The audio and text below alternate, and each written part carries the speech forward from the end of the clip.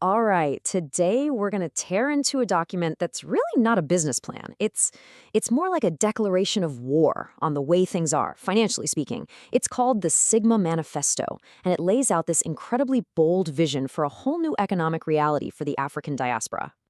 And this one line, right from the founder, Victor Anjay, it just perfectly nails the manifesto's whole vibe. It's defiant, you know? It frames the current financial system not as something that's just slow or clunky, but as an active roadblock, a tax on ambition. And that one idea, that's the key to understanding everything else that follows. So, what is this tax on ambition really? Well, the manifesto gives it a name, the border tax.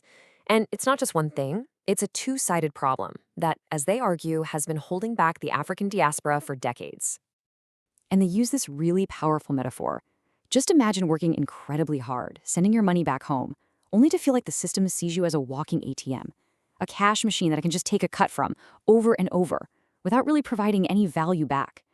That feeling of being exploited, that's right at the heart of the problem they're trying to solve. Okay, so here's the first part of that tax in hard numbers. A crazy 10% of the billions of dollars being sent home just vanishes. It gets eaten up by fees, stuck in what they call the old rusty pipes of the traditional banking system. I mean, think about that. That is $1 out of every 10 that never actually makes it to family or into an investment. Now here's the other side of that coin. It's about the opportunities you're missing out on.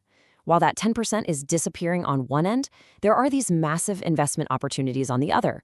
We're talking potential 12% yields from real-world African assets, things like agriculture or infrastructure.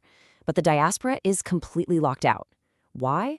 Because the risk models used by the old guard, the manifesto argues, are just blind to the real potential on the continent. So you're faced with this border tax. What do? Well, the answer in this manifesto isn't to try and patch up the old system. No way. It's to build a totally new one from the ground up. And that new system is called I'm In.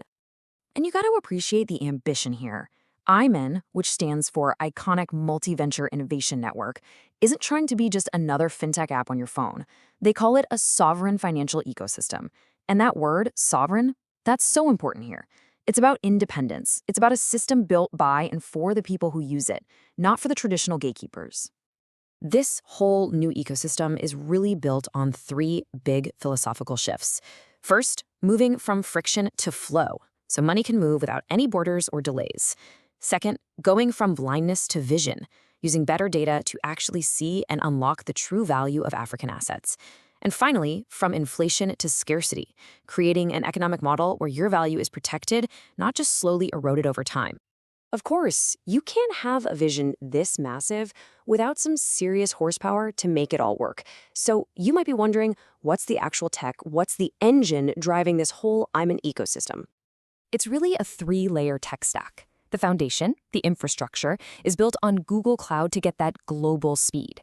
Then you have the intelligence layer, which uses Vertex AI to create something called Sigma scores. You can think of it as a way smarter, more nuanced credit score for African assets. And then there's the currency itself, Alcoin, a digital currency with a deflationary mechanism. All that means is its supply is designed to shrink over time, which in theory helps preserve its value. And they make it really clear that this is not just some idea on a napkin. They highlight their partnership with Google and then drop this killer line. We have already built the forge. The message is loud and clear. We're done talking, the tools are here, and we are already building this thing. And that brings us to how the manifesto ends. And let me tell you, it's not some gentle invitation. They call it a call to the carnivores. It's a really direct, aggressive appeal to a certain kind of mindset. It's framing this whole thing as a chance to build a new economic superpower. I mean, the language they use is designed to be provocative. The goal here isn't just to make a nice alternative or find some stability in the market. No, the ambition, stated right there, is nothing less than complete market dominance. And it's not about slow and steady winning the race either. The goal is velocity. We're talking rapid, explosive growth. It's about completely rewriting the rules of the entire game and doing it as fast as humanly possible. So who exactly are these carnivores they're calling to? Well, the manifesto points directly to the African diaspora. It calls this group the most educated, the highest earning, and the most motivated economic force on the entire planet. And the big idea is that for the very first time, all of that incredible potential finally has an engine, I'm in, that's been built specifically to unleash it. So, the manifesto doesn't wrap up with a neat little summary. It ends with a direct challenge. It turns the whole declaration into an invitation, leaving you, the reader, to think not just about the vision they've laid out, but about where you might fit inside of it.